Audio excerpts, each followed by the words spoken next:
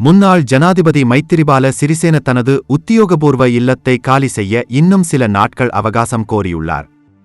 வீட்டை ஒப்படைக்கத் தயாராக இருப்பதாகவும், தற்போது புதிய வீட்டைக் கண்டுபிடித்துள்ளதாகவும், புதுப்பித்தல் பணிகள் நடைபெற்று வருவதால் இந்த வீட்டில் சிறிது காலம் தங்க விரும்புவதாகவும் அவர் கூறியுள்ளார்.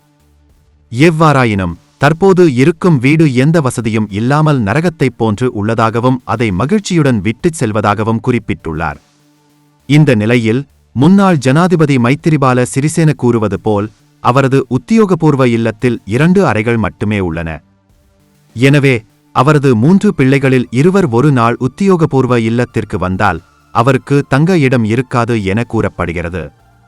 இவ்வாறானதொரு பின்னணியில் உத்தியோகபூர்வ இல்லத்தை காலி செய்ய முடிவு செய்தபோது பலர் தனக்கு வீட்டுவசதி வழங்க முன்வந்ததாக மைத்திரி குறிப்பிட்டுள்ளார்.